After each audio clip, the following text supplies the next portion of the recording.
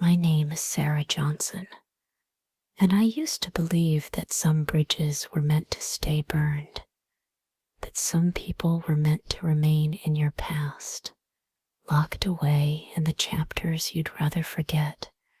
But fate has a twisted sense of humor. When I walked into that coffee shop in downtown Boston this morning, I never expected to see those familiar green eyes staring back at me. Those same eyes that once held my entire world. The same eyes that watched me walk away 5 years ago. Michael Thompson, the man who broke my heart into a million pieces. The man who taught me that love isn't always enough. And now, here he was, standing behind the counter of Harbor Brew, looking at me like he'd seen a ghost. Maybe he had. I certainly felt like one. One vanilla latte, please, I managed to say, my voice steadier than the trembling in my chest would suggest. Michael's hands froze over the register. Sarah, his voice was deeper than I remembered, rougher around the edges, like sandpaper wrapped in velvet. That's still me. I forced a smile that didn't reach my eyes. 5 years since I'd packed my bags and left our apartment in the middle of the night. 5 years since I'd written that tear-stained note and placed it on his pillow. 5 years of wondering if I'd made the biggest mistake of my life. I didn't know you were back in Boston, he said, his fingers hovering over the touchscreen. Just got back last week. I shifted my weight from one foot to another, suddenly aware of the growing line behind me. I should probably order that latte. Michael nodded, punching in the order with mechanical precision. $4.75. I handed him a $5 bill, our fingers brushing briefly. Electricity. Even after all this time. Keep the change, I mumbled, stepping to the side to wait for my drink. My heart was racing, my palms sweating. This wasn't how today was supposed to go. I was supposed to be focusing on my new job, my new life, not confronting the ghost of heartbreaks past. I watched as Michael made my latte, his movements practiced and fluid. He'd always been good with his hands. I remembered how they felt against my skin, how they'd hold mine during those long walks along the Charles River. Here you go.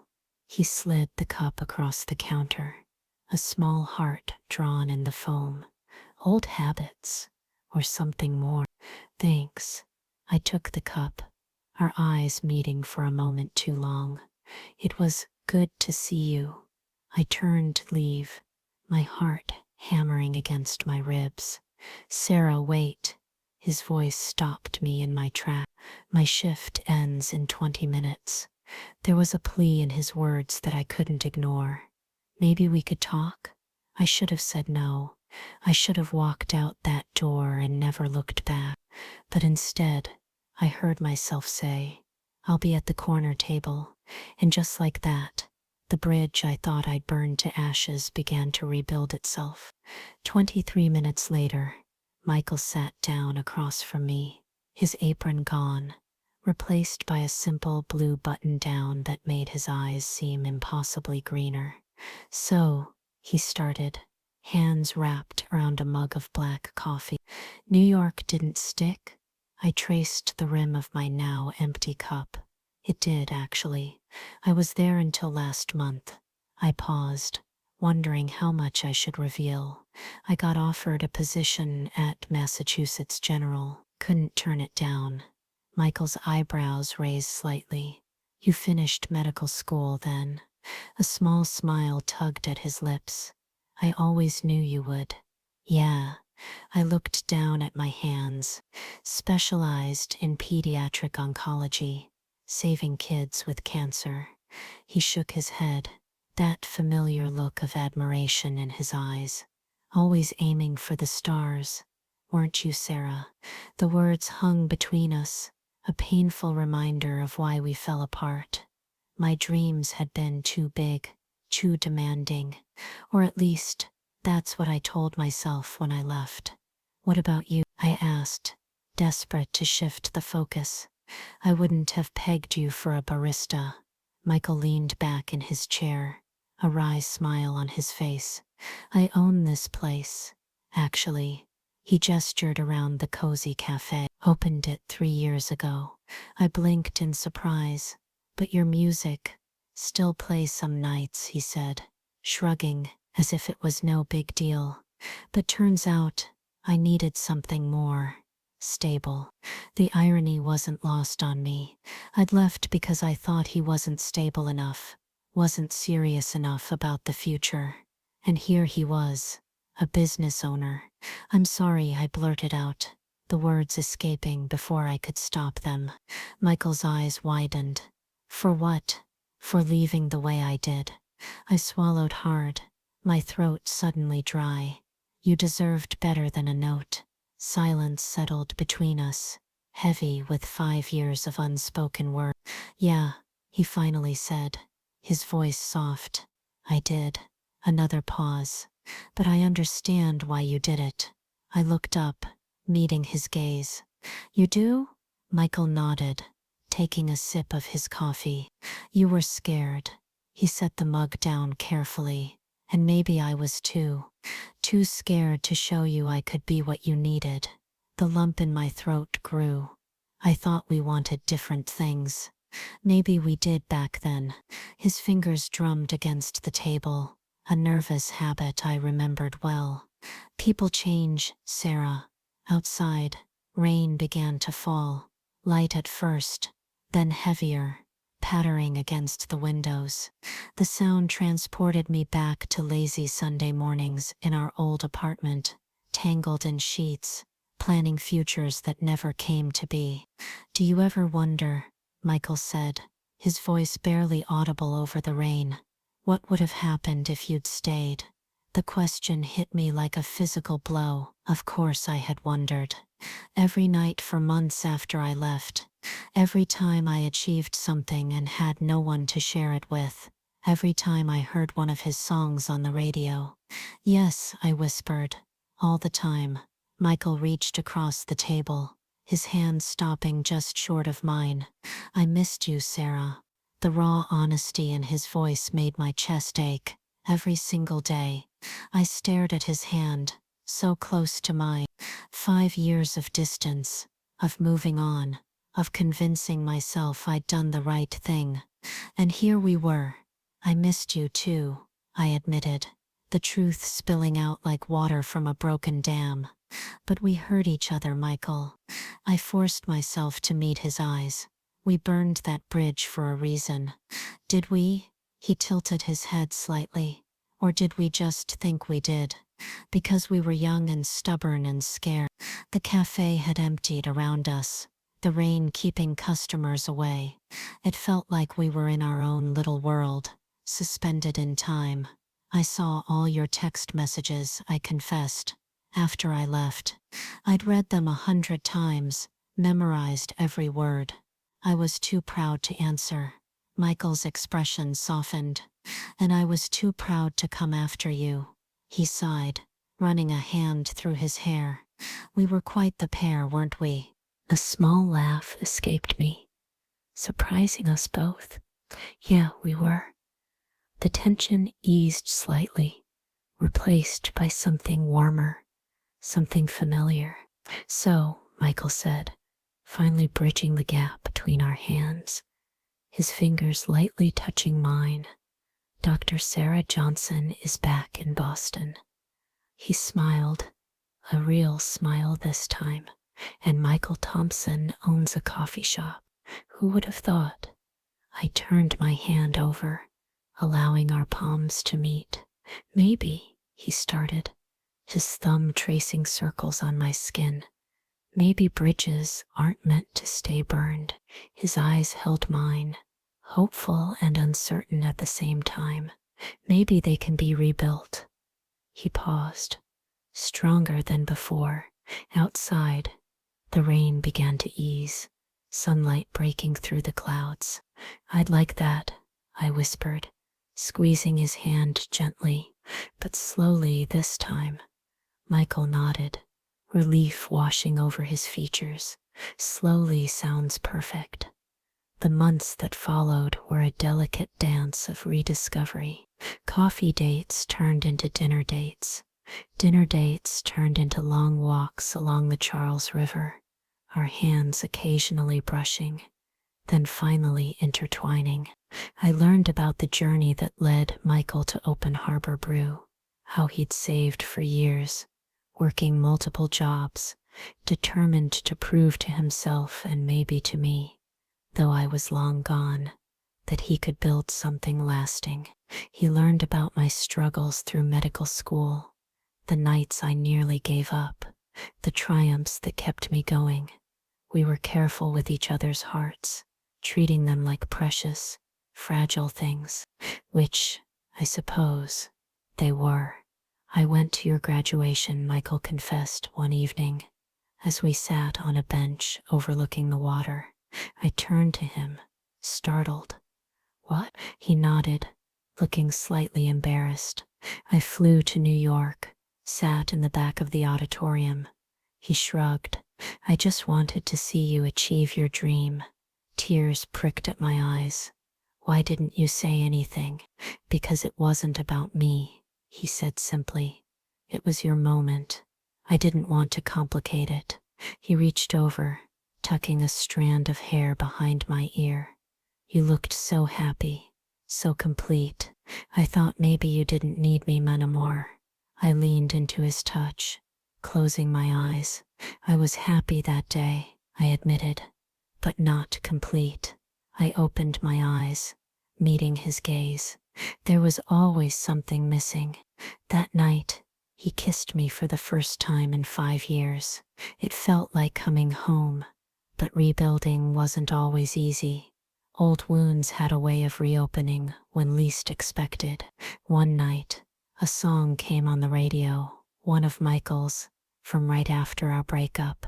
The lyrics were raw, angry, hurt. I hadn't heard it before. You really hated me, didn't you? I asked quietly, the pain in his words still fresh after all this time. Michael turned off the radio, his jaw tight. I never hated you, Sarah, he sighed, running a hand over his face. I hated that you didn't believe in us enough to stay and fight. The accusation stung because it was true. I had run away from our problems, convinced they were insurmountable. I was wrong, I whispered, tears streaming down my face. I was so wrong, Michael. He pulled me into his arms, his own eyes wet. We both were. He kissed the top of my head. But we're learning, right? And we, day by day, brick by brick, we were rebuilding our bridge. When my first pediatric patient went into remission, Michael was there, waiting outside the hospital with flowers. When he performed at a local music festival, I stood in the front row, singing along to every word. We created new traditions, new memories, Sunday brunches at his apartment, movie nights at mine, surprise visits to each other's workplaces. I love what you've done with the place, I told him one afternoon, sitting at the counter of Harbor Brew during a quiet moment. The cafe had become my second home, a place of comfort and connection. Michael smiled, wiping down the espresso machine.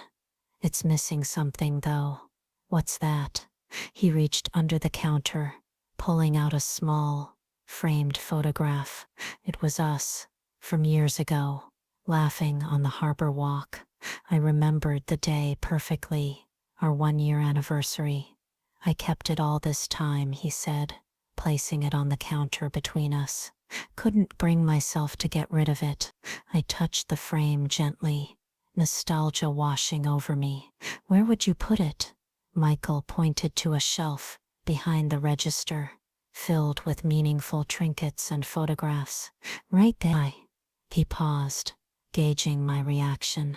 If that's okay with you. It was more than okay. It was everything. A year after that fateful morning, and I walked into his cafe. Michael took me back to the spot where we first met, Harvard Yard, under a massive oak tree, both of us freshman year students, seeking shade on a scorching orientation day. "Remember this?" he asked, spreading a blanket on the grass. I smiled, sitting down beside him. "How could I forget? You offered me your water bottle because I forgot mine." I laughed at the memory. I was so dehydrated I didn't even care about germs. Michael chuckled, stretching out beside me. "Best decision I ever made," he said, his voice warm, sharing my water with the pretty girl in the Harvard sweatshirt. We lay there for a while, reminiscing about our beginnings, marveling at the journey that had brought us back to each other. "Sarah," Michael said eventually, propping himself up on one elbow. His expression had turned serious. "These past 12 months have been—" He shook his head, searching for words. "They've been like getting a piece of myself back that I didn't realize was missing." My heart swelled. "I know exactly what you mean." He sat up fully then, taking both my hands in his. "I don't want to waste any more time," he said, his eyes locked on mine. "We've already lost 5 years." Then, to my complete surprise, he reached into his pocket, pulling out a small velvet box. "Michael," I gasped, my free hand flying to my mouth. "I'm not asking you to marry me," he said quickly, opening the box to reveal a delicate silver key. "Not yet, anyway." He smiled nervously. "But I am asking you to move in with me." Tears filled my eyes as I took the key, its weight solid and reassuring in my palm. "I know it's a big step," he continued, words tumbling out faster now. "And if you're not ready, I completely understand. But I love you, Sarah. I never stopped loving you, even when I wanted to." I looked at the key, then back at the man who had always held my heart, even when we were apart. "Yes," I whispered. Then louder, "Yes." I threw my arms around his neck, nearly knocking him backward. "I love you too, Michael. So much." He held me tight, his heart beating against mine. "No more running," he whispered against my hair. "No more running," I promised. "From now on, we face everything together." Moving in together meant combining our lives in ways both beautiful and challenging. His collection of vinyl records overwhelmed my carefully organized bookshelf. My medical textbooks found their way onto his coffee table, and his preference for staying up late clashed with my early hospital shifts. My need for quiet study time interrupted his songwriting sessions, but we made it work. We compromised. We communicated. We loved. One evening, as I was unpacking the last of my boxes, I came across something I'd forgotten I still had. The note. The goodbye note I'd left on his pillow 5 years ago, kept as a reminder of my biggest regret. Michael found me sitting on our bedroom floor, the worn piece of paper in my hands, tears streaming down my face. "What's wrong?" he asked, kneeling beside me. Then he saw what I was holding. Without a word, he gently took the note from my hands, reading the tear-stained words. His expression remained unreadable. "I'm so sorry," I whispered, unable to meet his eyes. Michael stood, holding out his hand to help me up. "Come with me," he said softly. He led me to the small balcony of our apartment, the Boston skyline glittering beyond. The air was cool, autumn just beginning to settle over the city. With deliberate movements, Michael took a lighter from his pocket, flicking it to produce a small flame. "What are you doing?" I asked, watching as he held the note to the fire. "Burning a bridge," he said simply, as the paper caught flame. "The last one between us." We watched together as the note curled and blackened, the words I'd written in heartbreak and fear turning to ash. Michael let the last piece fall into a small metal trash can, making sure it was completely extinguished. "There," he said, turning to me with a smile that melted my heart. "Fresh start." I stepped into his arms, resting my head against his chest. "Fresh start," I echoed. That night, as we lay in bed, my head on his shoulder, his fingers tracing patterns on my skin, I realized something profound. "You know," I said, my voice soft in the darkness, "some bridges are meant to be burned." Michael turned to look at me, confusion crossing his features. "Not the bridges between people," I clarified, touching his face gently, "but the bridges to our past regrets, our old fears, our former selves who were too afraid to fight for what mattered." Understanding dawned in his eyes. "Those are the bridges worth burning," he agreed. "And worth rebuilding," I added, thinking of our journey into something stronger, something that can withstand any storm. Michael kissed me then, a kiss full of promise and possibility. "To the bridges we burned," he whispered against my lips, "and the ones we built in their place." Outside our window, the lights of Boston twinkled like stars fallen to earth. Inside, wrapped in each other's arms, we had finally found our way home. A home built not despite our past, but because of it. Because sometimes the most beautiful things rise from the ashes of what we once were. My name is Sarah Johnson, and I used to believe that some bridges were meant to stay burned. Now I know better. Now I know that sometimes the bridges we burn light the way back to where we belong.